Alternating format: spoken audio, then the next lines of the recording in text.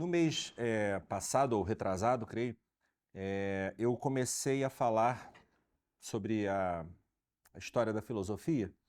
Fiz uma apresentação panorâmica de toda a história da filosofia, mas gastei muito tempo falando da filosofia grega, um pouco menos da filosofia patrística e escolástica e meio que corrido da filosofia moderna e contemporânea.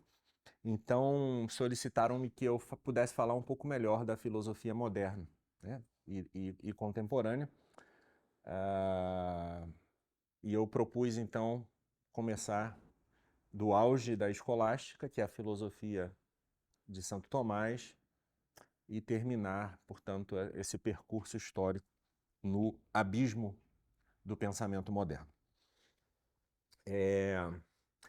Por que nós podemos dizer que a filosofia de Santo Tomás é o cume do pensamento católico, né? Do pensamento cristão, do pensamento católico, pensamento filosófico-teológico de modo geral? E por que também nós podemos falar que, a partir do final do século XIII, início do século XIV, começa um movimento de ruptura e, portanto, de queda vertiginosa, cada vez maior, da cultura humana, do pensamento filosófico-teológico, né? O início da chamada Via Moderna com Guilherme de Ockham, um filósofo, um frei franciscano de Oxford, que ensinava em Oxford. Bom, por que nós podemos falar isso? Bom, a primeira coisa que a gente tem que ter em mente é o seguinte: a história das ideias não determina a história real, mas influencia bastante. Na realidade, a história das ideias é o reflexo da direção factual ou da história espiritual da realidade. Uma vez que essas ideias ou que filosóficas e teológicas ou científicas vêm à tona, elas refluem sobre a realidade e reforçam a direção espiritual que a realidade vem tendo, ou a combate, né, em nome de um redirecionamento, certo? Então, o auge do pensamento católico no século XIII é o reflexo do auge da civilização católica no século XIII. A cristandade medieval encontrou a sua culminância no século XIII. O século XIII foi o século de São Domingos, de São Francisco de Assis, os fundadores das ordens mendicantes, os franciscanos e os dominicanos. Foi o século do Papa Inocêncio III. Foi o século do rei São Luís IX, rei de França. Cruzado, um grande homem, um grande governante, né? Um modelo de governante. Foi o século de São Boaventura, foi o século de Santo Tomás de Aquino, né? Os dois maiores luminares do pensamento escolástico. Mas também foi o século que se encerra com esse início desse movimento de ruptura que foi a filosofia nominalista, a chamada Via Moderna, né? De maneira particular, com Guilherme de Ockham. Essa culminância tem a sua expressão cultural na filosofia e na teologia, ou no pensamento de Santo Tomás, e tem a sua expressão existencial, por assim dizer, na vida de São Francisco de Assis. Eu não falei dele, mas deixei para falar por último. Talvez a gente possa dizer, sem temor, que São Francisco é o santo, depois da era apostólica, que melhor expressa o Evangelho, melhor expressa a vida de Cristo. Algum ou outro autor até se arrisca a falar, obviamente de maneira metafórica, deixa eu desligar isso aqui, senão vai ficar fazendo barulhinho, que São Francisco é quase como uma segunda encarnação de Cristo. Obviamente a gente deve entender que é uma metáfora, né? Não é uma proposição doutrinal, dogmática, nada disso. Depois de sua conversão, ele viveu de tal maneira o Evangelho, de tal maneira a vida de Cristo, que se as pessoas podem, por alguma razão tola, duvidar da existência de Cristo, não podem duvidar da existência de São Francisco de Assis. E, digamos assim, por hipótese, se Cristo não existisse, nós teríamos que ser da religião de São Francisco de Assis, digamos assim. Ok? Qualquer outra religião, qualquer outro grande fundador é menor do que São Francisco. Então, se Cristo não existisse, a gente tem os relatos da vida de São Francisco, fidedignos e tal, teríamos que ser franciscanos, né? Mas o próprio São Francisco era católico e ele só foi o que foi por ser católico, então a gente tem que ser católico, né? Então está tudo resolvido já. São Francisco e Santo Tomás são, digamos assim,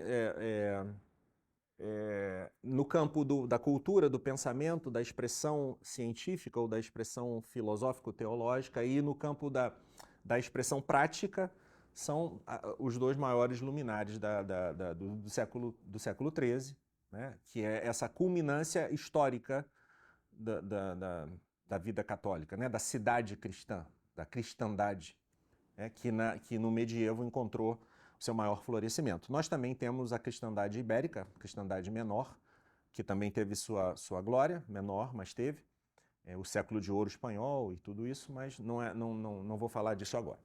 O pensamento de Santo Tomás é um pensamento de síntese, é um pensamento de uma síntese ampla e profunda, e por isso ele pode ser dito tal culminância. Agora, detalhe, os católicos no século XIII não tinham a menor ideia de que eles estavam no século cume da história da civilização cristã, evidentemente. E eles não tinham a menor ideia de que o século XIV era o início da decadência.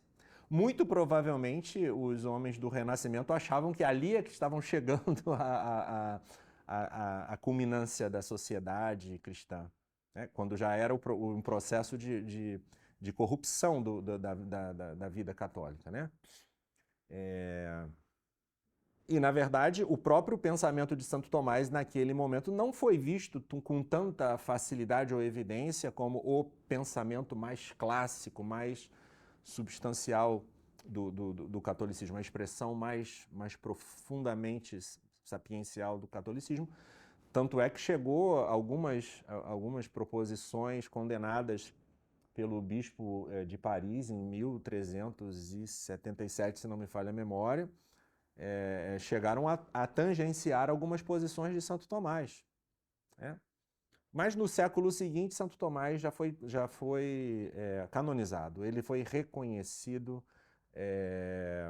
a sua santidade e a sua sabedoria foram muito prontamente reconhecidas e os papas, a partir, sobretudo, de Trento, do século XVI, começaram a apresentá-lo como modelo de sabedoria, de pensamento católico, até que Leão XIII, na encíclica Aeterni Patris, repropõe a filosofia e a teologia de Santo Tomás como um caminho de recuperação daquele realismo filosófico-teológico que se via afetado pela filosofia moderna idealista, né? O que é isso o realismo, o que é isso o idealismo?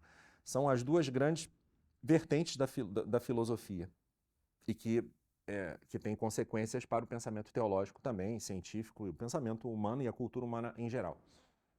Nós podemos definir o realismo de maneira simples como aquela vertente ou ideia filosófica que considera que a realidade extramental tem em si mesmo um princípio de inteligibilidade, ou seja, ela é uma realidade dotada de um conteúdo, de uma essência, e que o pensamento humano, ou a inteligência, de um modo geral, tem uma capacidade de apreender este conteúdo formal, este conteúdo essencial da realidade, né? E tem a capacidade de se adequar a tal conteúdo, apreender, se adequar, ir conceituando, ir teorizando, ir conhecendo, entendendo, a ponto de poder compreender com a ciência, né,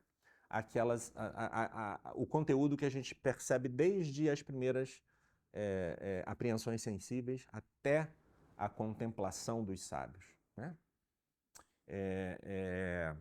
E o idealismo? O idealismo é a filosofia pode-se dizer, o pensamento ou a ideia da filosofia moderna, que consiste em dizer que, na realidade, é o pensamento ou a inteligência que projeta as suas formas, as suas ideias, as suas essências, as suas categorias na realidade sensível, que é como se fosse uma matéria-prima, e o pensamento, então, humano seria uma espécie de demiurgo, de divindade que recria ou cria essa realidade, né? Conjuntando-a, classificando-a, organizando-a de acordo com os interesses dessa inteligência, né? Então, por um lado, nós temos uma inteligência que se adequa à realidade e, por outro lado, uma realidade que se adequa à razão, à inteligência, né? Existe um conceito filosófico chamado verdade ontológica. Existe a verdade epistemológica ou gnosiológica e a verdade ontológica. A verdade ontológica é a verdade, do ponto de vista da filosofia realista ou da teologia clássica, a verdade ontológica é a verdade das coisas na medida em que essa verdade, digo, depende da mente de Deus. Depende do pensamento da inteligência divina, do verbo divino, né? As coisas são aquilo que Deus pensa, né? Porque Deus tem na sua mente, no seu verbo, tem, digamos assim, enquanto possibilidades lógicas, todas infinitas possibilidades essenciais, né? Ok? Não são realidades virtuais, são meras possibilidades lógicas na mente do verbo de Deus, mas que ele decide, pela sua vontade, pelo seu amor livre, criar determinadas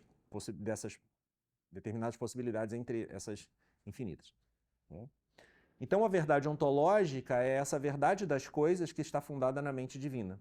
E a verdade gnosiológica é essa verdade... Bom, então a verdade ontológica é fundada pelo pensamento, certo? Mas pelo pensamento divino, que é o mesmo ser divino, ok? Porque Deus não tem faculdades ou atributos que são distintos do seu próprio ser. O ser divino é a inteligência divina, é a vontade amorosa divina, né? Então,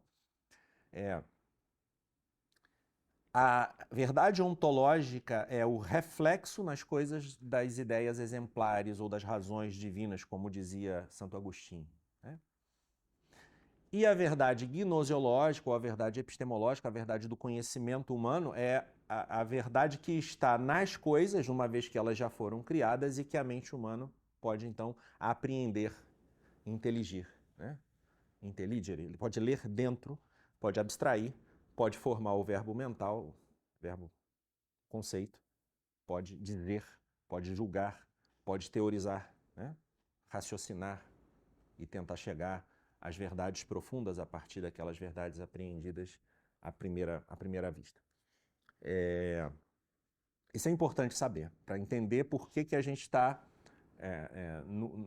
por que a gente caiu no niilismo contemporâneo, em que não existe mais uma realidade, não existe mais homem e mulher, não existe mais o certo e o errado, relativismo moral, relativismo científico, antropológico, né? Relativismo, ditadura do relativismo, falava Bento XVI, né? Então, não existe mais verdade, não existe mais verdade. Essa é a ideia que domina o pensamento moderno, o pensamento contemporâneo. Não existe o ser, não existe o ser das coisas. As coisas são meramente matéria-prima, as coisas sensíveis, digo, as coisas materiais, as coisas que estão no nosso entorno e que são aquelas realidades que a nossa inteligência, por ela ser senciente, por ela depender dos sentidos, né, a nossa inteligência, ela percebe primeiramente. Todas essas coisas se transformaram na filosofia contemporânea em matéria-prima para que o nosso pensamento possa julgá-la, conceituá-la a seu bel prazer. Mas como que nós chegamos a isso? Como é que nós chegamos à ideologia de gênero, né? como nós chegamos à negação das realidades mais básicas da vida humana. Né? Como nós chegamos a isso? Como nós chegamos à negação do direito à vida, do nascituro? Como nós negamos a humanidade dos nossos bebês? Como nós negamos a realidade da sexualidade? Como nós chegamos a esse ponto? Esse é o processo. Nós partimos lá no século XIII da culminância de um pensamento, do pensamento medieval, cristão, católico, com Santo Tomás, culminância da escolástica, que recolhe a sabedoria dos padres da igreja, a sabedoria das Sagradas Escrituras, a sabedoria dos sábios pagãos, especialmente Aristóteles e Platão, a sabedoria de Santo Agostinho, né, e dos demais padres, e filósofos, e escritores eclesiásticos. Nós saímos desse ponto e chegamos hoje no niilismo, ou seja, nesse caos, nesse abismo, onde não existe mais verdade, onde não existe mais o ser das coisas, onde a mente humana constrói a seu bel prazer o que as coisas poderiam ser, o que as coisas seriam. Né? A síntese tomista, ela tem essa perfeição porque, primeiramente, ela é a síntese feita por um santo cujo pensamento estava puro, estava, digamos, iluminado pela fé, iluminado pelos dons intelectuais do Espírito Santo. Porque esse santo, esse sábio, que foi Santo Tomás, recolheu essa tradição das escrituras dos padres e leu os filósofos pagãos, né? E conhecia a filosofia antiga, conhecia dos gregos, a filosofia dos árabes, a filosofia dos judeus, a filosofia dos padres da igreja, a teologia católica, o magistério, as Sagradas Escrituras, os comentários todos dos padres da igreja, conhecia tudo isso.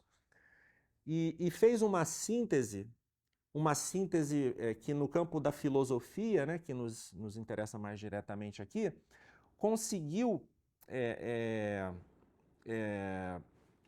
agrupar de maneira orgânica, não justaposta, não eclética, as melhores ideias, os melhores pensamentos, as melhores razões de Aristóteles e de Platão. São os dois maiores sábios da antiguidade, né? Dois grandes metafísicos. A primeira tentativa de fazer a síntese de Platão e Aristóteles foi o neoplatonismo. O neoplatonismo, na verdade, deveria se chamar neoplatonismo-aristotelismo, porque ele é uma síntese entre o mundo das ideias e o intelecto agente, né? E é uma síntese entre o bem além das ideias, das essências de Platão e do motor imóvel aristotélico. Não se entende o neoplatonismo só a partir do Platão, mas somente se a gente considerar as interpretações de Aristóteles que vieram depois. Eu já falei um pouco do neoplatonismo na aula anterior, né? E não vou falar de novo.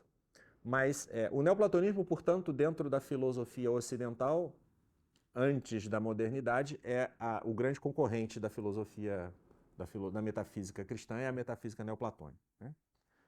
A metafísica, são dois realismos concorrentes, digamos assim. Né?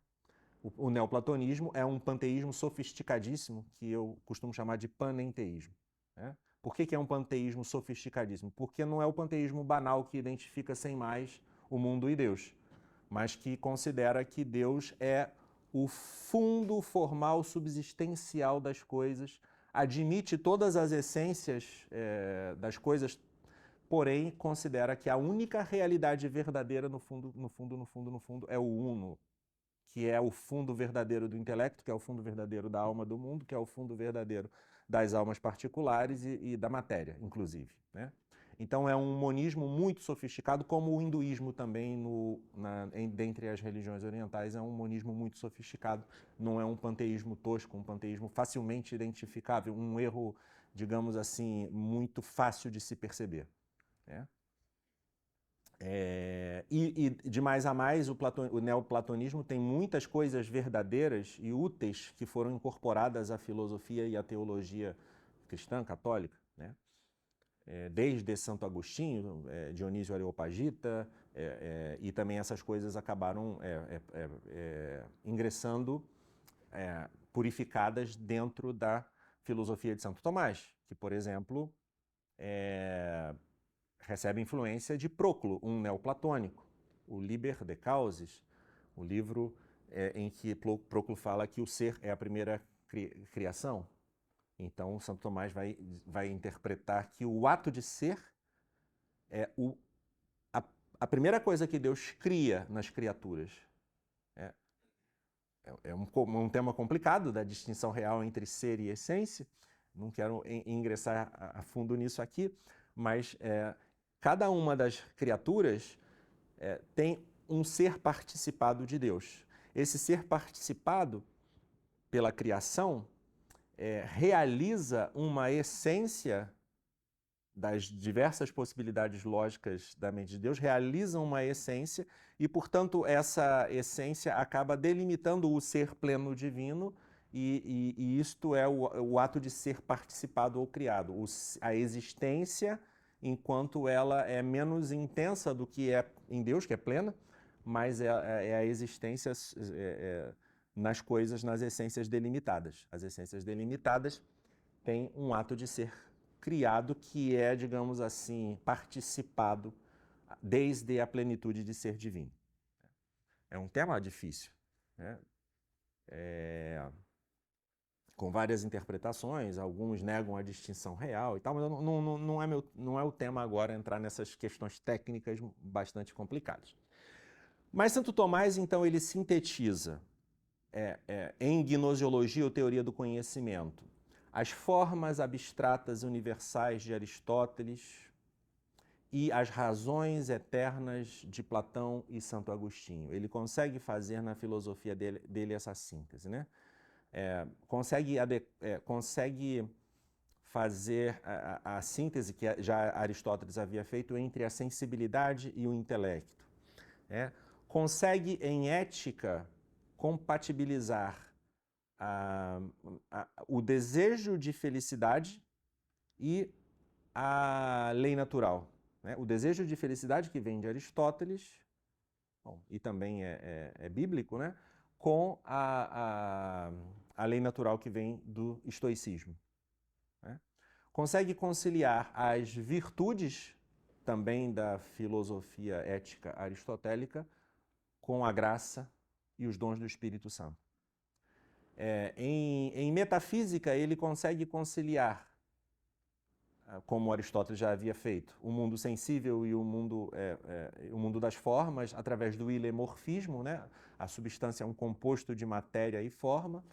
Consegue conciliar a causalidade aristotélica e a participação platônica, né? Através do conceito de participação platônica, ele chega ao conceito de ato de ser, que eu mencionei, que é essa existência do ato puro, que é Deus participada aos seres criados, né?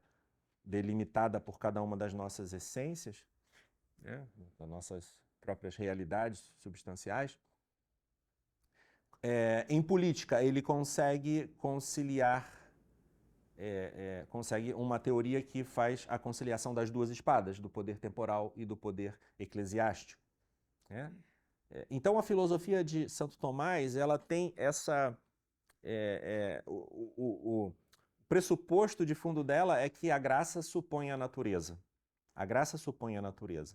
A graça não atropela a natureza. A graça não aniquila as criaturas. Não aniquila as criaturas. A graça purifica, justifica, corrige os problemas causados pelo pecado original e pelos pecados de cada qual, é um tema teológico, mas a graça purifica e torna a natureza apta a ser o que ela é, por um lado, e por outro lado, além disso, ademais, a eleva a um plano ou uma ordem sobrenatural de participação formal na própria vida divina. Se a criação é uma participação do ser desde Deus para as criaturas, a elevação sobrenatural que vem pela redenção e pela santificação faz com que a própria criatura seja inserida nesse processo de participação, regressando a Deus como, então, aquela presença de Deus criadora nas coisas se converte numa presença amiga. Deus é conhecido e amado, isto é a graça. esta síntese maravilhosa, né, digamos assim, que Santo Tomás executou, ela começa a se perder quando a filosofia empreende a chamada via moderna a partir de Guilherme de Ockham. Guilherme de Ockham era um lógico, tá? Era um lógico brilhante, um lógico brilhante. E aqui que está todo o problema, o começo dos problemas. Assim como, digamos assim, o pensamento de Santo Tomás é a expressão da vitalidade espiritual e intelectual do cristianismo, essa derrocada, ou essa ruptura, ou esse começo da decadência é a expressão do início da decadência da cidade cristã. Né? É um pouco ingênuo pensar que o cristianismo só foi, que a cidade cristã só começou a perder com a revolta protestante ou com a Revolução Francesa. Evidentemente que esses foram baques muito maiores do que aqueles sofridos no século XIV. Mas a verdade é a seguinte, meus caros: a Igreja Católica só perde espaço no mundo, só perde para si mesma. Só perde porque a santidade e a clareza da verdade começa a se tornar menos intensa, menos vivaz. Ok? Esse é o princípio. Se nós sempre fôssemos fiéis ao máximo das nossas capacidades e possibilidades, nós converteríamos todas as pessoas ao nosso redor. Bom, pelo menos aquelas que são eleitas, né? Aquelas que, digamos assim, que no plano da providência divina, Deus viu que vão responder à graça. Elas não demorariam tanto para se converter. Haveria muito menos pessoas se salvando de raspão no purgatório, por assim dizer. Haveria um mundo mais justo, mais reconciliado, mais fraterno, porque essa fraternidade estaria baseada realmente na filiação divina, né? E não em ideais humanos pelagianos que querem porque querem, através dos próprios esforços humanos de costas para Deus, fundar um mundo fraterno. Isso é impossível, é fisicamente e moralmente impossível. Por quê? Porque o homem, o que ele tem de si, o que nós temos de nós mesmos depois da queda? Os santos místicos dizem, por nós mesmos nós temos o pecado. Nós temos a nossa natureza lá, não sejamos tão trágicos quanto os protestantes, mas mas também não sejamos tão otimistas quanto os pelagianos. Né? Ela está bastante prejudicada. A nossa vontade não consegue fazer o bem meritório. É claro que a gente não fica... o homem sem a graça não é um demônio ainda, né? Porque senão não poderia ser resgatado. Consegue fazer coisas boas do ponto de vista natural. Consegue ter algumas virtudes, mas não consegue ter atos virtuosos, digo. Mas a virtude mesmo enraizada no coração, não. Consegue viver uma certa paz se tem pessoas muito sábias e muito virtuosas no comando e tal. Mas não consegue resolver os problemas do fundo do coração e não consegue viver aquela paz que só Cristo, que é nosso Deus, pode oferecer. Então, a queda do pensamento ela resulta da queda da cultura, factualmente, né? Da queda. Por quê? O entorpecimento do intelecto é o resultado do entorpecimento do espírito. Ok? Ockham não é só um lógico brilhante que, assim, infelizmente, fez maus raciocínios, fez más conceituações. Também é isso. Mas por que ele fez isso? Por que ele chegou a fazer isso? Vejam,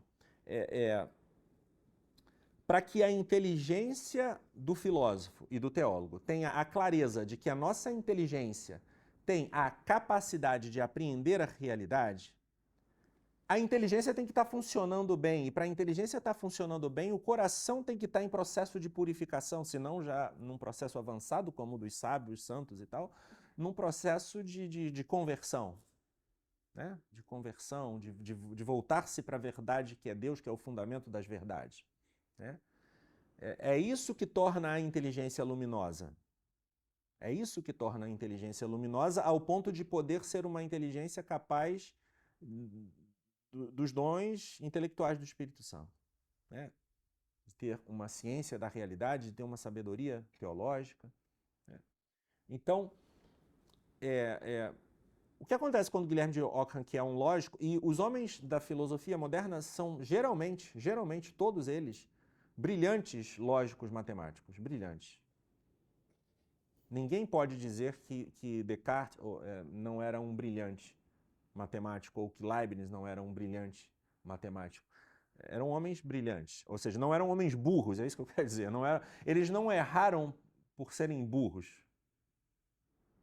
Eles erraram porque a atenção intelectual deles não estava voltada para as coisas do alto. Eles erraram porque a atenção intelectual deles não estava voltada para as coisas do alto. E é preciso dizer, sim, que a atenção intelectual de Guilherme de Ockham não estava voltada para as coisas do alto. Porque seria impossível um tal processo de ruptura começar se não fosse pela ausência da sabedoria que está enraizada na santidade. Ok?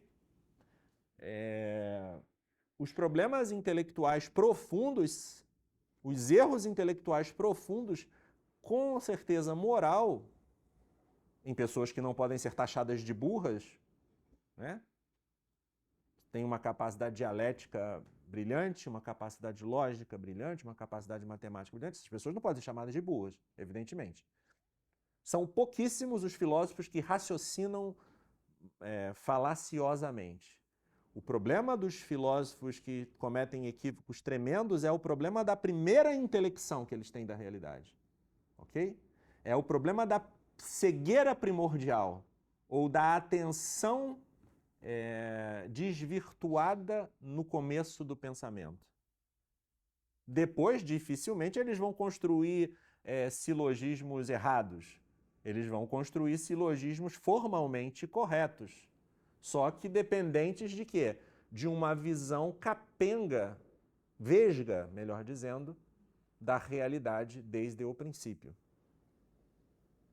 Foi Aristóteles, depois Santo Tomás, e o próprio Leibniz que diz: um pequeno erro no princípio vai se tornar um erro tremendo no final.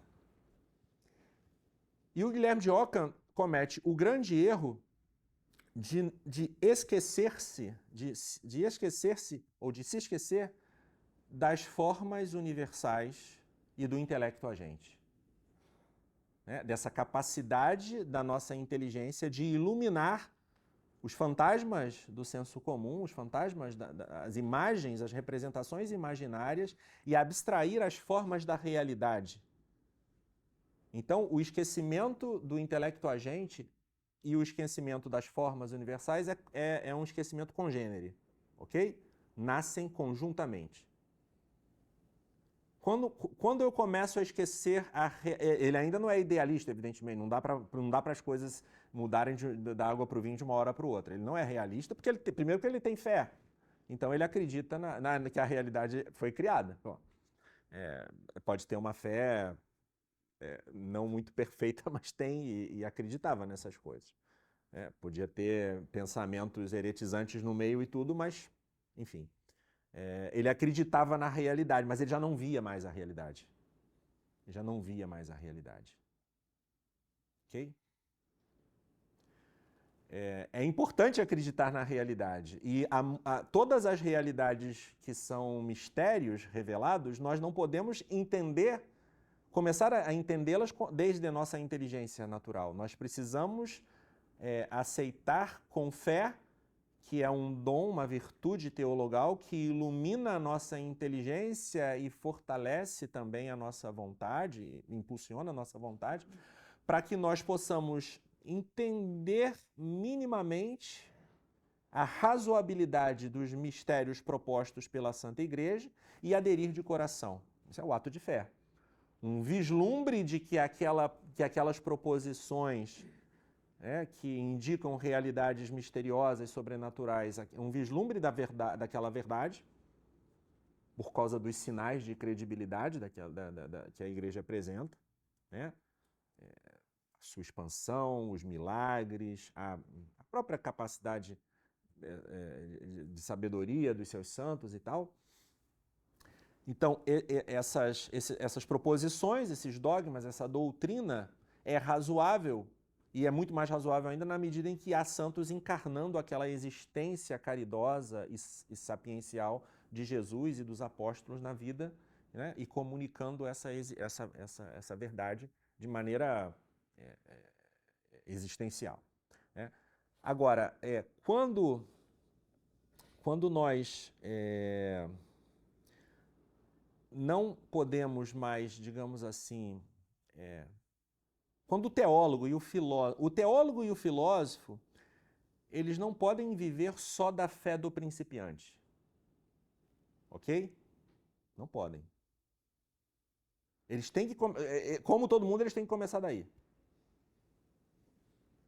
Mas para um filósofo, digamos assim, se arriscar a falar de metafísica, dos fundamentos transcendentes, espirituais da realidade, para um filósofo poder falar asseverar alguma coisa com seriedade em pessoa, digo, ele pode, no início da sua caminhada de estudante acadêmico, ele pode reproduzir os conceitos por empréstimo, é óbvio.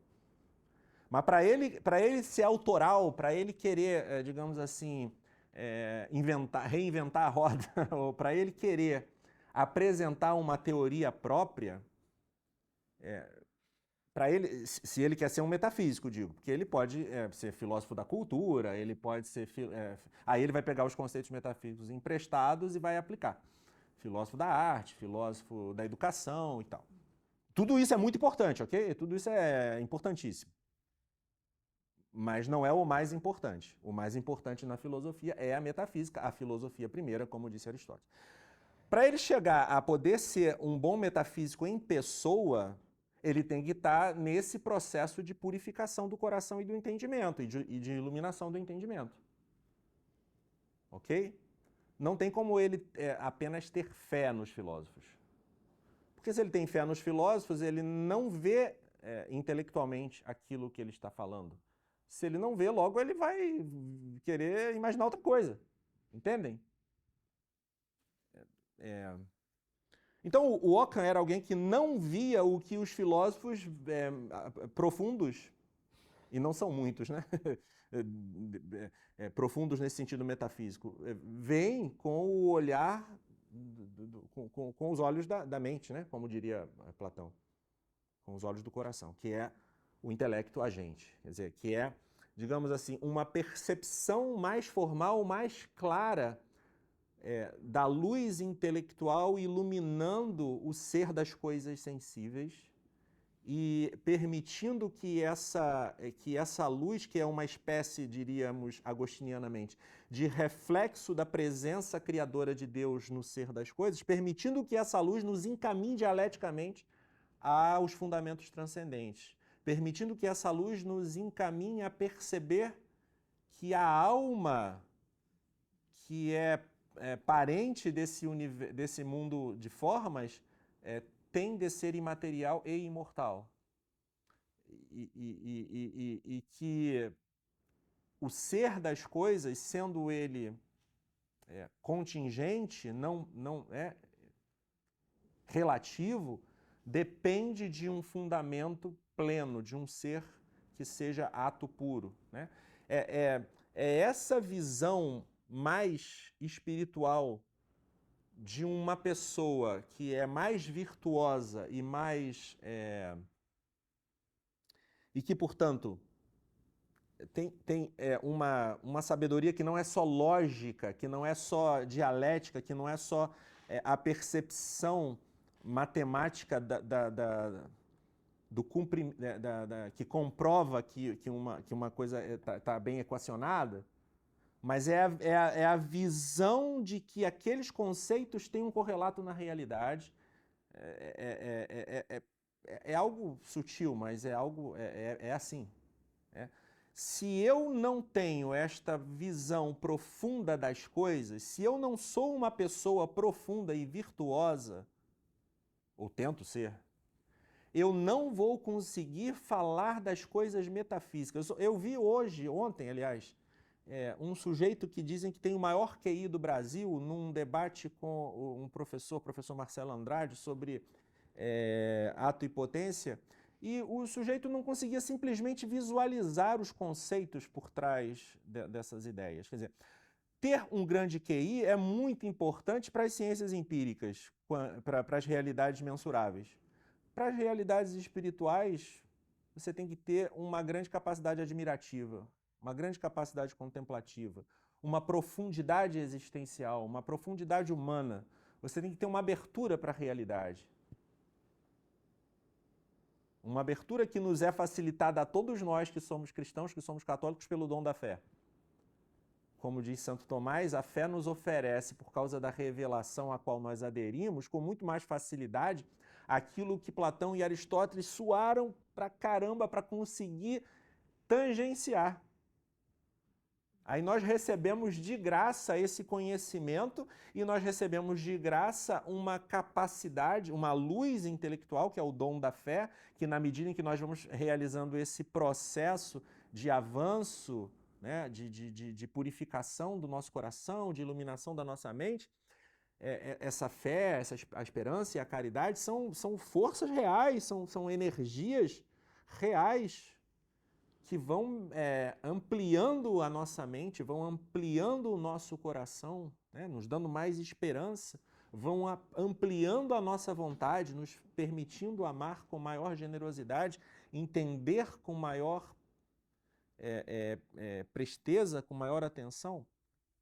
Então, voltando ao Guilherme de Ockham, me parece que nesse esquecimento do intelecto e das formas já vai aí uma espécie de entorpecimento do espírito católico, que já dele enquanto católico, né, que já corresponde a uma espécie de entorpecimento da própria civilização católica, que ali naquele auge, né, que já corresponde a uma opção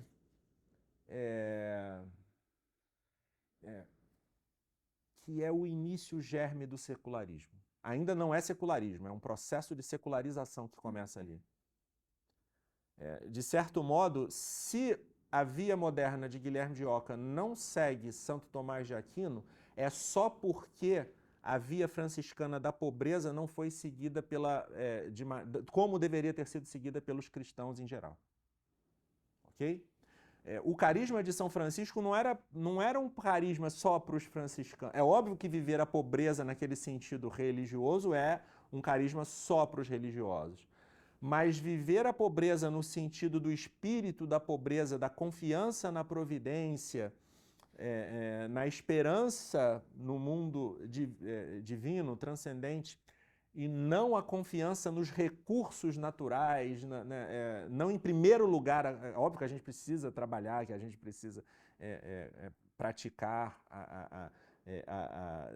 digamos assim, realizar obras nesse mundo, evidente, não é isso que eu quero negar. O que eu estou querendo dizer é o seguinte: o final do século XIII e o início do século XIV são o começo de um processo de secularização que avança no Renascimento e que vai se consolidar depois no capitalismo, né, no iluminismo, nas revoluções que a gente conhece, na americana primeiro, depois na francesa e finalmente na Revolução Comunista e, bom, nesse processo que a gente se encontra de um completo naturalismo, de uma completa inversão da realidade, de um completo esquecimento da dimensão transcendente. Não é só um esquecimento da prioridade da dimensão transcendente, isso os homens do século XIV do Renascimento ainda tinham, mas é um esquecimento completo. É o virar as costas para Deus. Um virar as costas para Deus que é, infelizmente, simbolizado até na liturgia, infelizmente simbolizado até na liturgia. Um virar as costas para Deus. E um abraçar, digamos, o mundo como se fosse a melhor ou a única realidade, quiçá. Então, Guilherme de Ockham, a filosofia de Guilherme de Ockham, que se esquece do intelecto agente, se esquece das formas reais das coisas, é a filosofia que começa a se encantar pela empiria, a se encantar pela realidade sensível mais do que pelas realidades espirituais. E que vai se esquecer, portanto, de Deus. E que vai se esquecendo aos poucos de Deus. Né? Com o nominalismo, ou seja, considerando que nossos conceitos não são formados a partir da abstração das formas universais que têm um fundamento na forma individual das coisas, nós vamos começar a classificar as coisas por suas similitudes exteriores. Nós somos parecidos, né? Todos nós que somos seres humanos somos parecidos pela nossa fisionomia, pela nossa linguagem, porque nós, de certa maneira, nós nos compreendemos, né? Conseguimos nos comunicar. As coisas parecidas e nomeadas com o mesmo nome ou o mesmo conceito, o mesmo termo, elas merecem, digamos assim, essa tarja, né? Mas só que isso é uma mudança de perspectiva que passa a considerar que o conceito não é mais a abstração da forma real, e sim uma conjunção. O conceito é uma classe ou um conjunto matemático agora. Então, o Ockham, como diz o Julián Marías na sua História da Filosofia, ele inicia o processo de matematização da realidade. Pode ser que a intenção dele não fosse essa, não quisesse transformar a realidade em pura extensão ou quantidade, como depois os modernos vão fazer, ou a linha cartesiana, a linhagem cartesiana. Mas ele faz. Ao esquecer-se das formas reais, abstratas, universais, ele também, ou junto com isso, ele também não considera mais as razões divinas, as razões eternas. Para ele, a onipotência de Deus é muito mais importante. E se Deus tivesse, na visão dele, que se submeter às razões, então ele não seria onipotente. Então, o Deus ocamista, ele parece o Deus árabe, né? Parece o Deus árabe que sobretudo, poder e não razão, né? E não inteligência. E aí, na moral, não tem a lei natural tomista. A lei natural tomista é uma participação na lei eterna. Mas tem lei eterna? Se não tem razão eterna, não tem lei eterna. Okay? A moral agora vai ser a moral do dever. A moral do dever. Os deveres são parte constitutiva da moralidade, evidentemente. Mas eu cumpro um dever porque o dever me dirige ao fim. Né? E o fim tem a ver com a minha natureza, com a minha forma, com a minha natureza. Mas se eu não tenho mais natureza, não tenho mais lei natural, não tem mais um fim natural. O dever começa a se impor por si mesmo, porque Deus o quer. E, obviamente, ainda tem um grande caminho para chegar em Kant, o imperativo categórico, e a moral do dever, moral deontológica, baseada no dever. Uma moral baseada no dever é o positivismo, vai gerar o positivismo jurídico. O positivismo jurídico vai dar ao que detém a potestade política o poder de decidir o que é o certo e o que é o errado. Esse é um processo longo, mas para que vocês entendam que ele está germinando lá na via moderna inaugurada por Guilherme de Ockham. Bom, saltando um pouquinho as coisas, a gente vai para Descartes agora. Descartes. Vamos passar. A Revolução Protestante, a Reforma ou Revolta Protestante, é um processo teológico e o nosso assunto é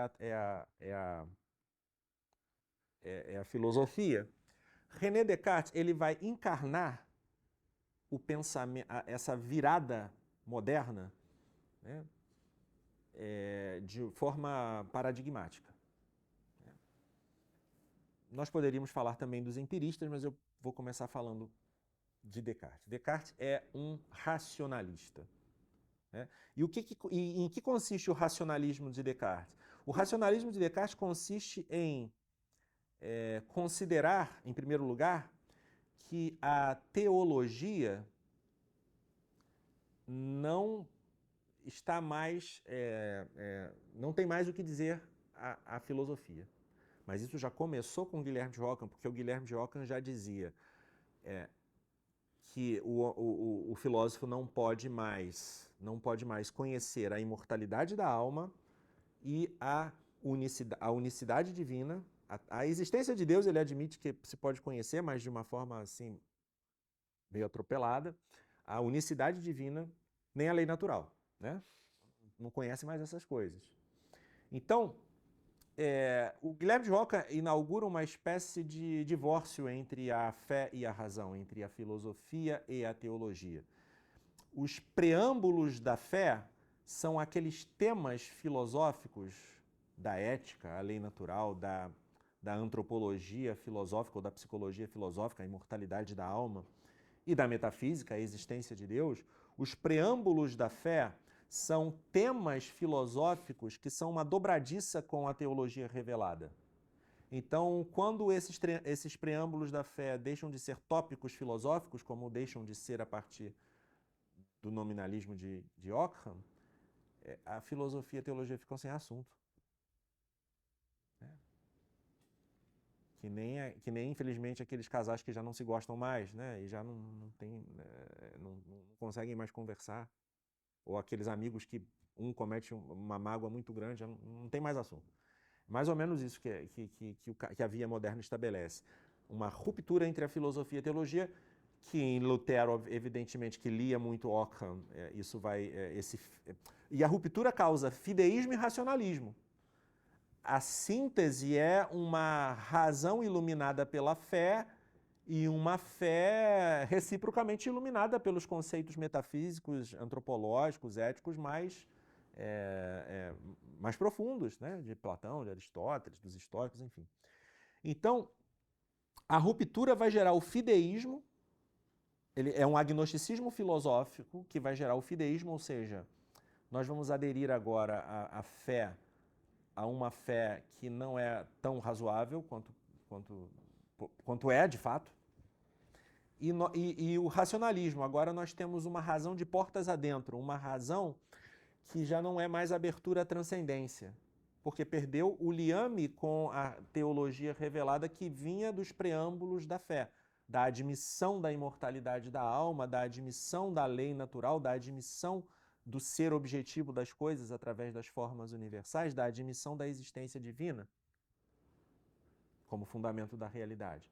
Então, sem essa ligação, a teologia vai correr por um lado e a filosofia vai correr por outro. No período entre Ockham e Descartes, existem ainda escolásticos muito bons, como o Cardeal Caetano ou o Francisco Ferrara Silvestre. São muito bons, mas eles estão, por um lado, mergulhados em problemas internos ao catolicismo, desconectados do movimento científico, e por isso já a teologia e a filosofia católica não estão mais atentas ao que está rolando, como se diz por aí, no mundo que ainda é católico culturalmente, né? Mas que já não é mais profundamente católico, porque já começa um processo de secularização, já começa esse processo de uma cientificidade empirista e matematizante, fechada à metafísica, e aí a filosofia de Descartes vai ser uma... como que se entendia a filosofia medieval? Serva da teologia, certo? A filosofia de Descartes vai ser serva da ciência.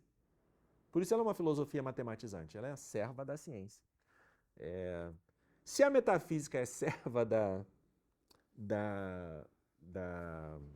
teologia, a lógica matemática deveria se contentar com o papel digno de serva da metafísica. Ok?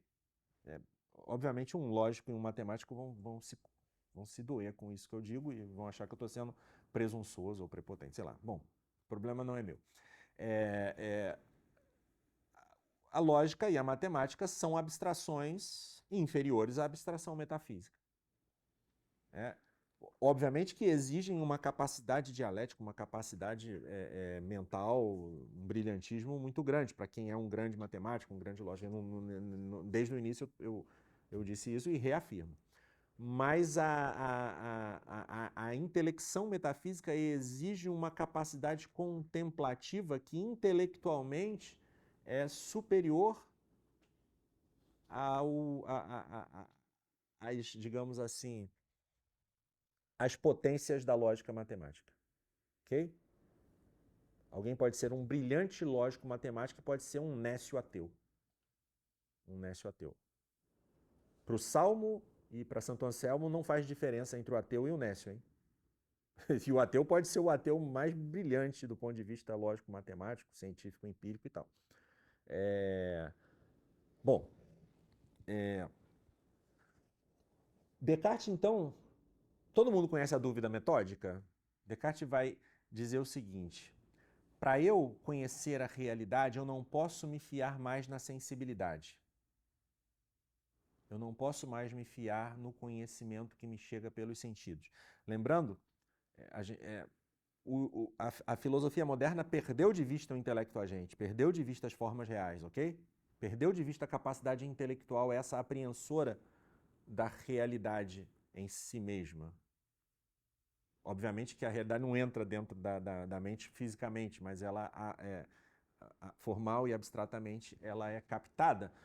E também, obviamente, não é captada com a clareza e a evidência e a luminosidade que nós gostaríamos. Mas ela é suficientemente captada e está suficientemente presente à mente das pessoas para que possa ser bem conceituada, bem teorizada, etc, etc. Ou seja, a presença da forma real na mente, ela é uma garantia de poder sempre voltar àquela experiência intelectual e confirmar se os nossos conceitos estão se cumprindo na forma, se estão, né?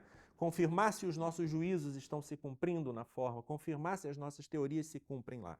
Se você diminuiu a potência intelectual para a apreensão da dimensão empírica, lógico-empírica, sem atingir as formas essenciais, você agora tem na mente do cientista, do matemático, do homem de ciência de modo geral, você tem uma formalidade menos... a presença de uma formalidade real inferior à forma da realidade em seu sentido mais pleno. Já não se compara o conhecimento com a realidade, se compara o conhecimento com o conhecimento. Se compara o conhecimento com o conhecimento. É isso que é a filosofia moderna. Isso, talvez esse modo de falar que eu realizei agora não seja muito adequado, mas eu vou tentar expressar melhor.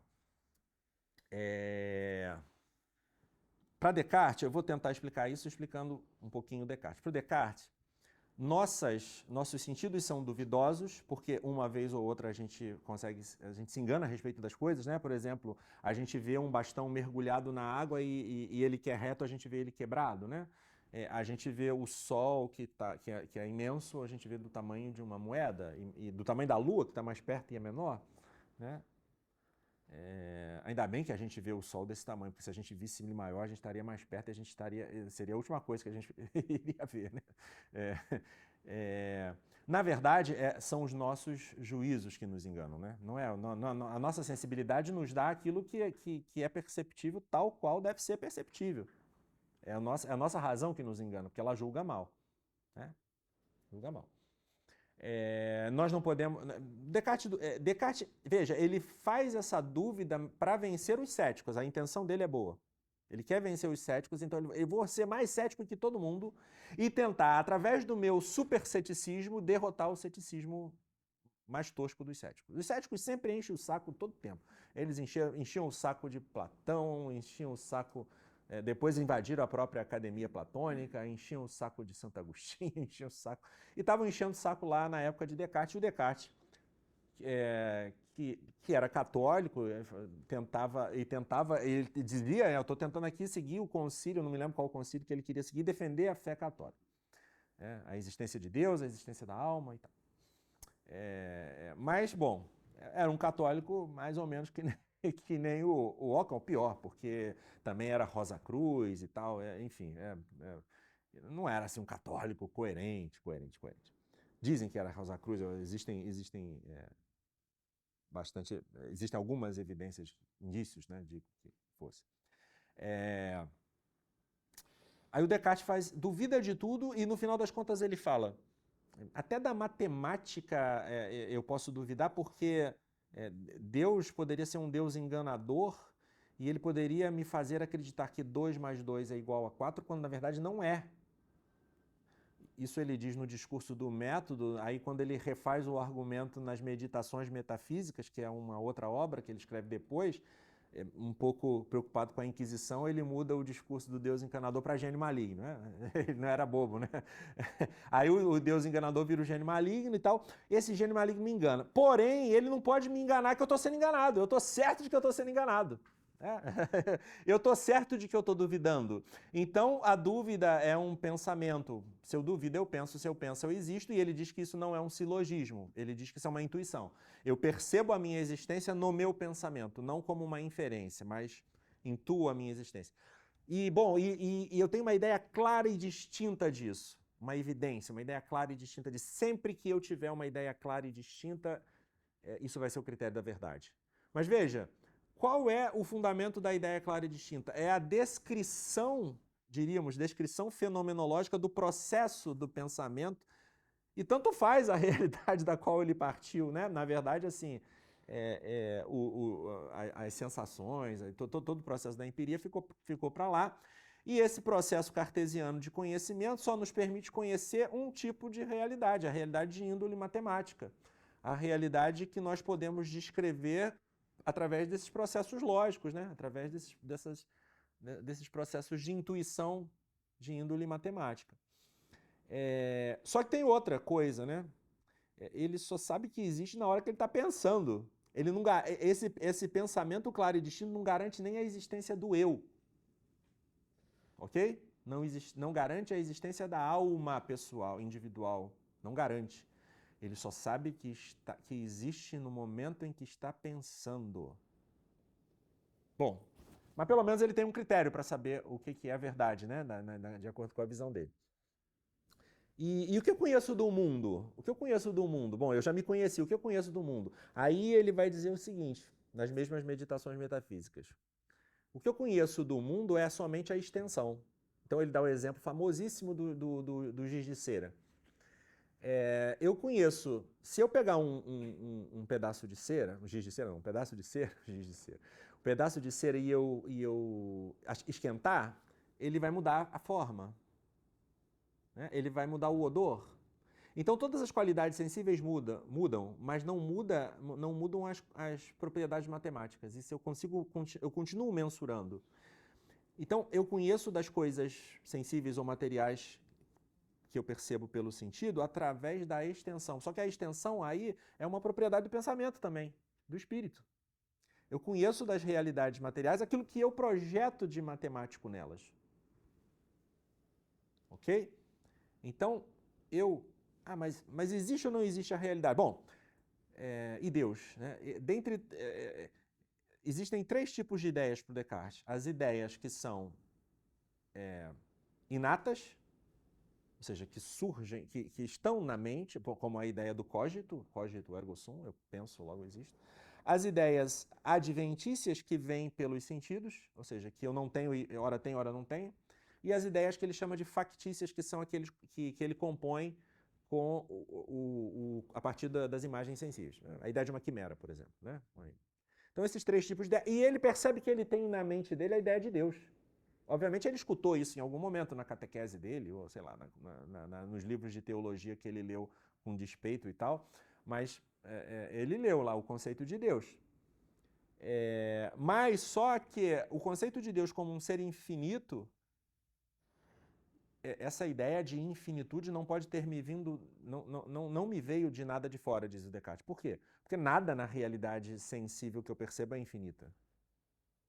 Então eu só posso ter nascido com essa ideia. Eu também não poderia formar uma ideia, um infinito atual a partir da conjunção de coisas finitas numa infinitude virtual, né? Potencial. Então essa ideia só pode ter nascido comigo. A ideia de Deus é inata.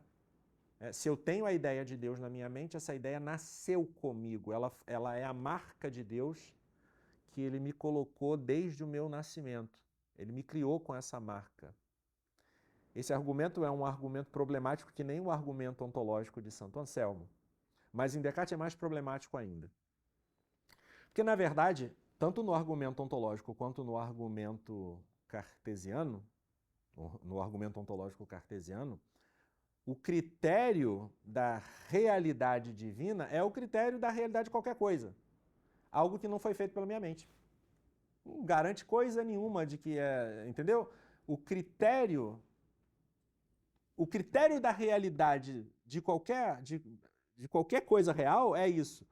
É a percepção intelectual de que está presente na minha inteligência, na minha mente, algo que ela não fez, algo que a minha inteligência não fez.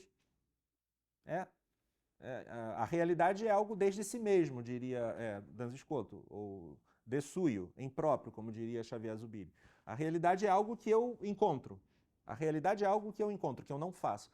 Então, o critério da ideia inata de Deus, na verdade, é um critério falso, é um critério equivocado. Porque, em primeiro lugar, não é uma ideia inata realmente, né? É uma ideia aprendida. Uma coisa é a realidade da infinitude, outra coisa é o conceito da infinitude. O ser humano pode vislumbrar sem poder apreender ou compreender jamais uma infinitude atual. Né? Pode. A partir das coisas reais que ele percebe com os seus sentidos. Mas, então, o critério da existência de Deus é o critério da existência de qualquer coisa. O critério da existência de Deus, tanto de Santo Anselmo quanto de Descartes. A verdade é que o argumento de Santo Anselmo também não é bom nesse sentido. É o critério da existência de qualquer coisa. Algo que não foi feito pela minha mente. Tudo que é real é algo que não foi feito pela minha mente. Tudo que é real é algo que não foi feito pela minha mente. Tudo que é real é algo que eu encontro presente na minha mente, que se apresenta à minha mente, ao meu ato intelectual. Se apresenta. Para eu poder representar conceitualmente e tal, primeiro tem que haver uma apresentação das coisas. E essa apresentação é conjunta com o dar-se conta de, que fala a filosofia contemporânea. A inteligência é um dar-se conta de coisas presentes. Inteligir alguma coisa é estar se dando conta de que algo que a minha inteligência não fez e não é, está presente nela. Isso é a inteligência. Estar se dando conta de algo que a inteligência não fez e que está presente nela. Toda pessoa que for sincera consigo mesma vai perceber que é isso. Que essa descrição é uma descrição que se adequa a qualquer elemento, a qualquer intelecção real. A intelecção da realidade é essa. É preciso fingir que não é assim para cair no idealismo. Ou esquecer que é assim.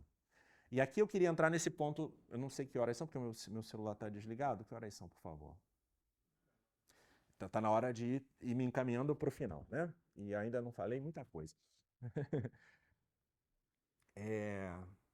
A ideia do esquecimento e da recordação são muito importantes.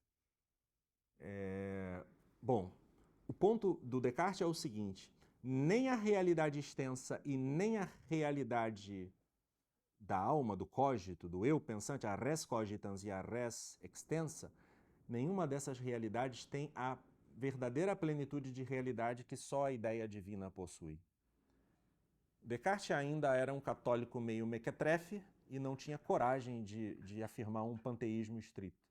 Mas o Spinoza, que já era um judeu herético, ele é judeu e herético, ele vai ter a coragem de tirar as conclusões do racionalismo cartesiano e vai apresentar as coisas como são mesmo no cartesianismo levado às últimas consequências. Só existe a substância divina, da qual o pensamento e a extensão são modos. E, bom, o padre Cornélio Fabro defende isso, que o pensamento moderno é todo panteísta, e no fundo ateu, porque o panteísmo é a negação do Deus transcendente. E também o padre Tonart, na sua História da Filosofia, também fala isso, que a filosofia moderna ela envereda através do racionalismo cartesiano toda para o panteísmo.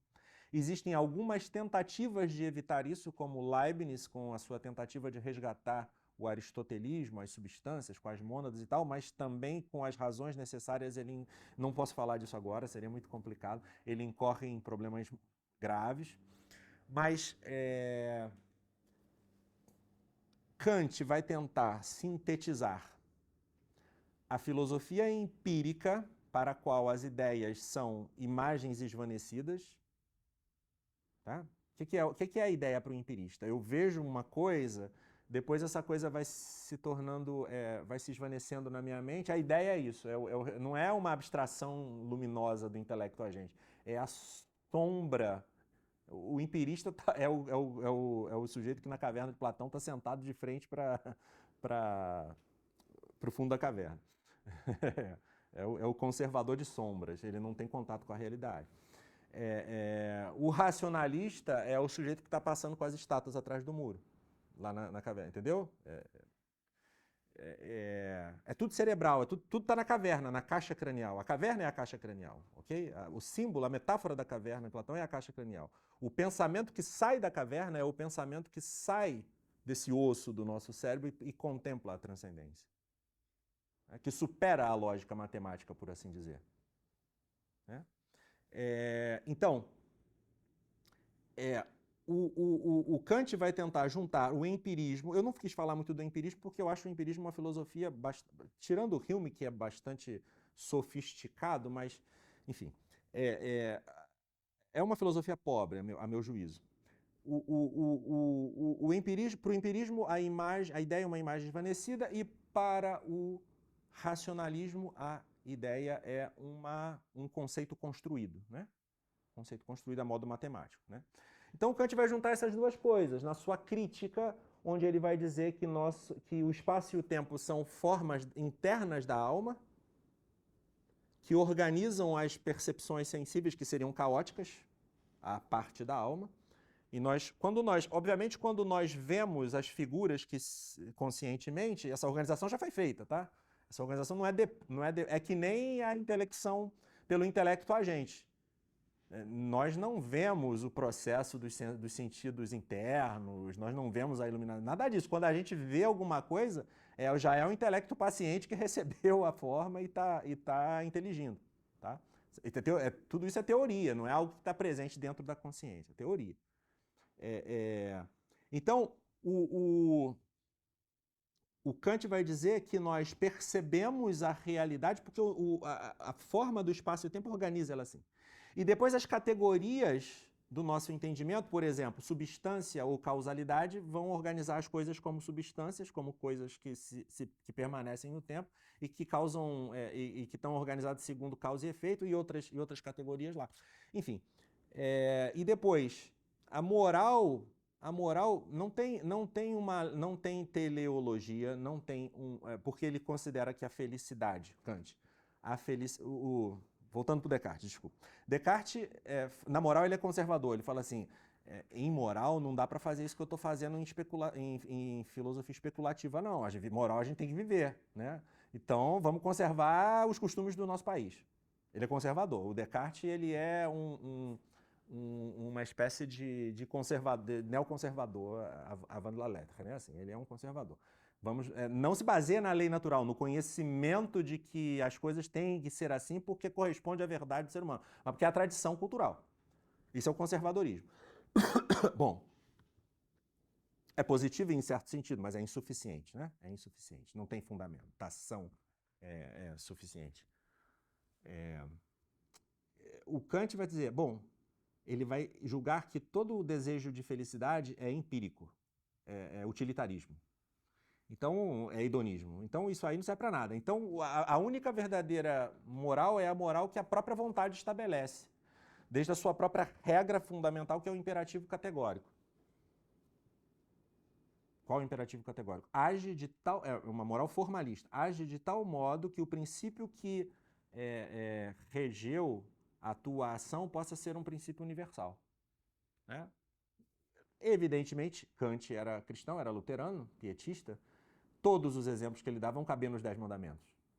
Todos os exemplos. Ele acreditava nos 10 mandamentos com a fé, que era uma fé moralista. Para ele, a religião cristã só servia para moralizar.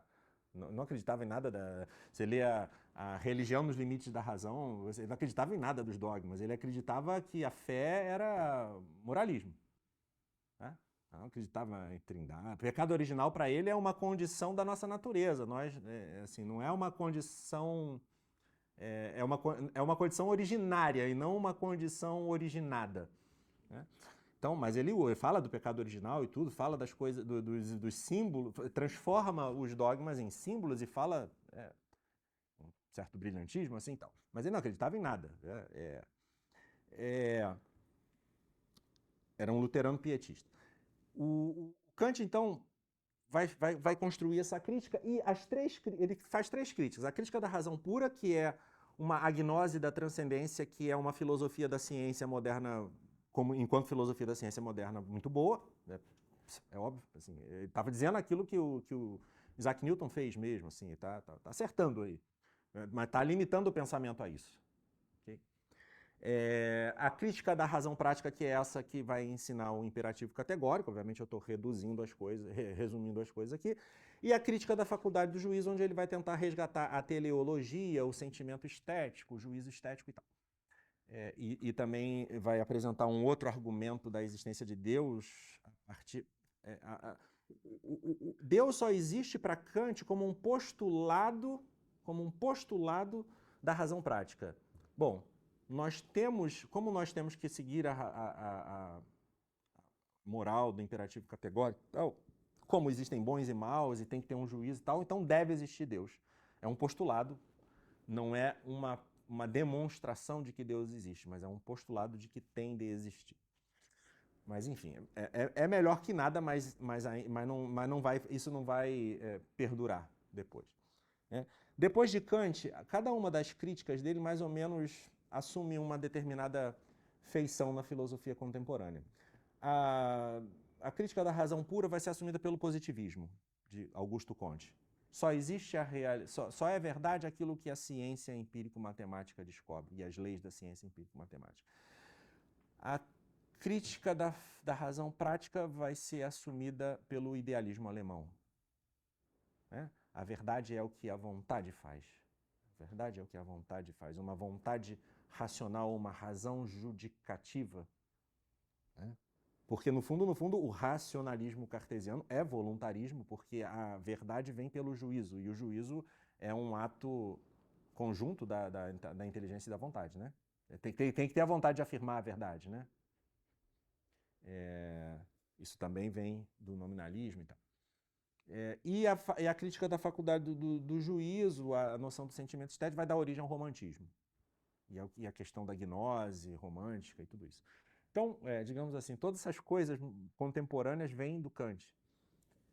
E depois, o Hegel, que é o grande filósofo do idealismo alemão, com a sua ideia de que o ser, ou a ideia no início, é nada e precisa se fazer. Né?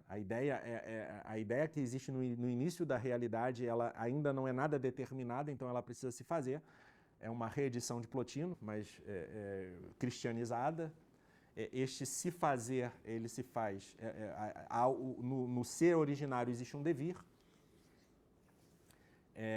Esse devir, a ideia devém em natureza, faz às vezes do filho da Trindade, e essa natureza vai tomando consciência de si, se torna espírito objetivo, espírito subjetivo dos indivíduos humanos, espírito objetivo do direito, da cultura, e espírito absoluto, que é o retorno da natureza espiritualizada à ideia, quer dizer, o espírito absoluto, aí é o Espírito Santo. Né? Essa é a transformação do dogma da Santíssima Trindade no idealismo alemão de Hegel.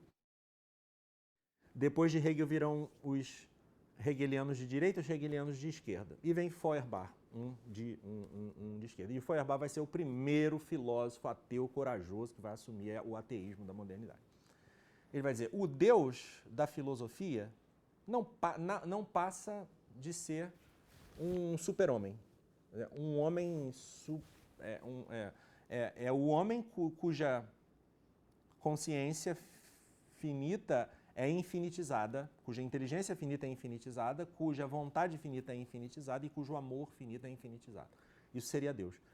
É que na filosofia moderna efetivamente assim. O Deus de Descartes é isso. O Deus de Descartes é isso.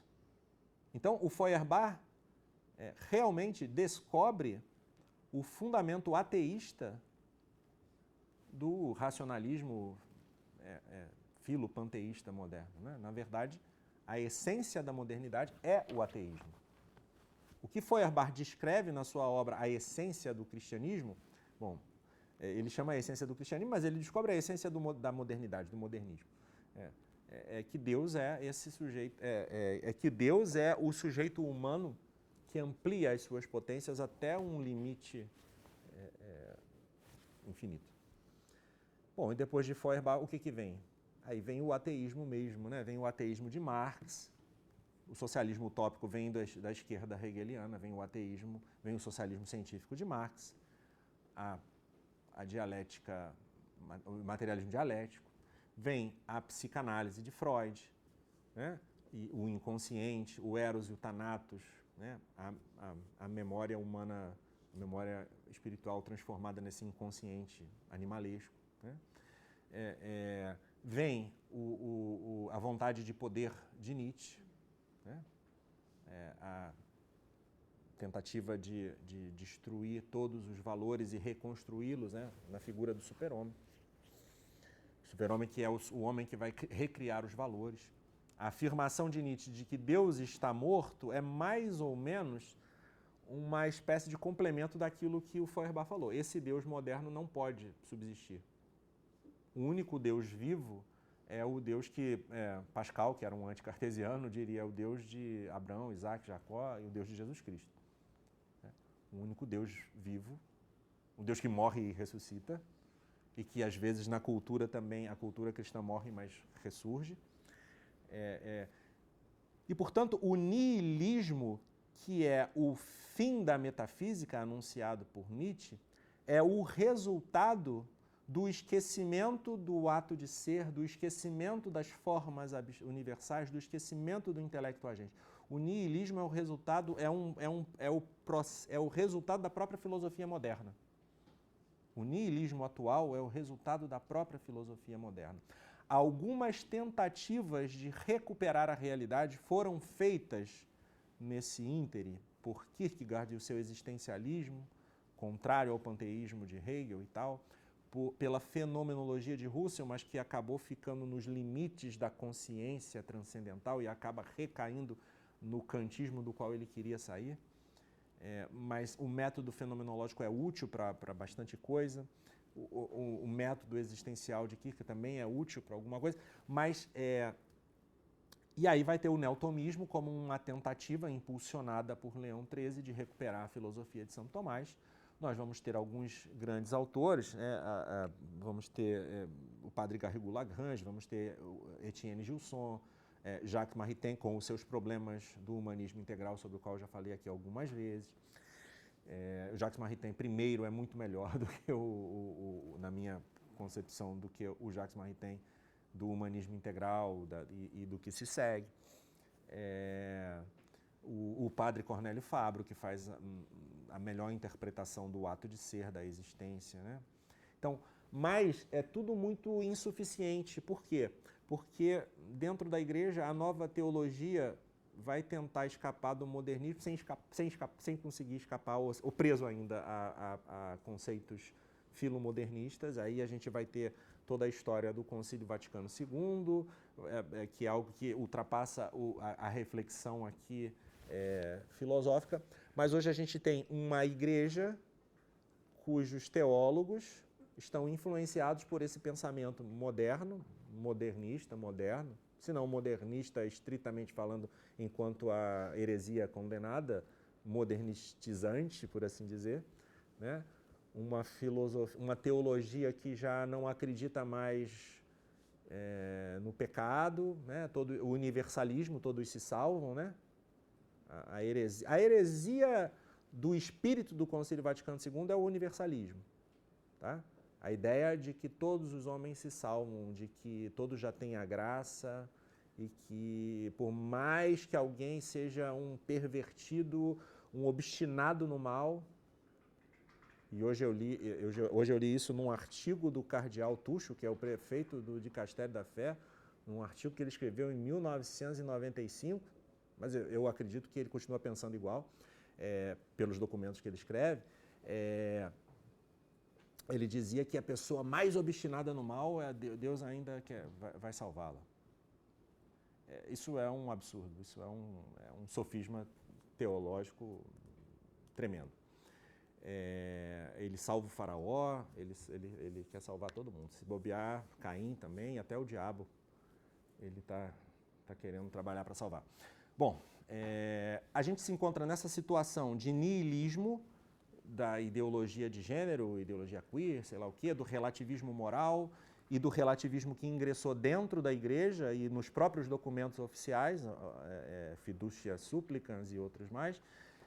Quer dizer, a realidade está esquecida, a moralidade objetiva está esquecida, a transcendência divina está esquecida, porque o fundo metafísico ontológico do universalismo, da nova teologia progressista, é o panenteísmo, com certeza absoluta. Um panenteísmo cristão disfarçado, né, porque tem que falar da criação e tal, mas aí se torna da gratificação universal, né, da salvação universal. Então, a gente tem a tarefa de recuperar, como eu falei na primeira aula, recuperar a realidade. Como se recupera a realidade? Recordando-se dela. Verdade, em grego é aletheia. Aletheia é não esquecimento. Não esquecimento. Para os judeus, verdade é emet, fidelidade, confiança nas promessas de Deus que não são esquecidas. E Eucaristia, anamnesis, o memorial da Eucaristia, anamnese é não esquecimento. Mnesis, recordar. O primeiro, aí tem uma negação da recordação, na mnese, quer dizer, aí tem a negação da negação do esquecimento, quer dizer, da lembrança. A aletheia, não esquecer. A anamnesis, não esquecer. A verdade e a Eucaristia, que é o símbolo máximo do amor de Deus, não é o símbolo máximo, é a realidade neste mundo máxima do amor de Deus, né, porque é a presença real do corpo de Cristo e do seu sacrifício, do corpo-sangue de Cristo e do seu sacrifício por nós na cruz, a atualização. A única forma de recuperar a verdade, recuperar a realidade, é celebrando-a, permitindo que ela se encarne no nosso coração, recordando as promessas de Deus, recordando a verdade católica que nunca pode ser esquecida e que está disponível para a gente nas obras de Santo Tomás, nas obras dos grandes santos, nas obras dos grandes sábios, tornando isso vida, tornando isso carne na nossa vida e dando testemunho da verdade até o fim, até a morte, como diz o eclesiástico, né? Dê testemunho da verdade até a morte. Né? Então, essa é a tarefa que a gente tem hoje, recuperar a realidade, recuperar a verdade. A verdade é o não esquecido. Então, quem conhece de verdade a verdade, quem conhece realmente a verdade, não se esquece dela. Não se esquece dela. Sempre a tem no coração e na mente. Quem celebra a Eucaristia não se esquece do amor, sempre o tem no coração. Recordar é tornar presente. Recordar é fazer carne esta verdade que se encarnou, essa verdade que nos salva, essa verdade que pode ainda, sempre mais uma vez, nos resgatar das trevas do niilismo. Não virá nenhum super-homem. O niilismo atual na verdade, isso é o último suspiro, a pós-modernidade niilista é o último suspiro da modernidade. É claro que ainda se pode... Conteúdos ruins podem né, mas transcendentalmente falando, já chegamos ao limite. Já chegamos ao limite das possibilidades do erro, do mal. Né?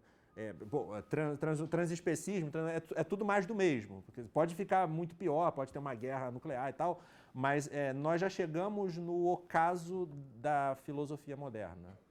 E a pós-modernidade é insustentável, porque o niilismo é insustentável. Ele vai ou ele vai ser curado pelo um novo anúncio da verdade, ou ele vai ser destruído por uma guerra nuclear que esses mesmos nihilistas estão chamando com as suas atitudes e tal. Não tem, o nihilismo atual não tem para onde ir, não tem para onde correr. Ou vai ter uma restauração em alguma parte do mundo da verdade católica, ou vai ter o juízo. Porque o mundo como anda é insustentável, teologalmente insustentável. Né? Não tem sentido, assim, bom, não tem sentido crer que nós vamos ser... Como é que o profeta Daniel descreve os últimos dias? O momento em que as forças do povo santo estão esgarçadas, né? Ainda assim, não é uma situação de aniquilamento. Quem vai ser aniquilado são os reis do sul e do norte lá, que vão guerrear entre si, né? E São Miguel virá em nosso favor. Né? Então, o nosso dever é viver e transmitir a verdade. Recebê-la, vivê-la e transmiti-la. Né? E Deus, nosso Senhor Jesus Cristo, o Espírito Santo farão, a Santíssima Trindade faz a parte dela através de nós, mas ultrapassando muito... Um pequeno esforço generoso da nossa parte para acolher a verdade vai ter frutos muito maiores do que a gente possa imaginar. Né? Então é isso. Falei demais e não consegui também falar tudo que é possível falar sobre o assunto, porque é um assunto inesgotável. Tem que sintetizar, tem que fazer uma apresentação mais sumária e tal, mas é isso. Tá? Obrigado pela assistência de vocês, tá bom? Até a próxima.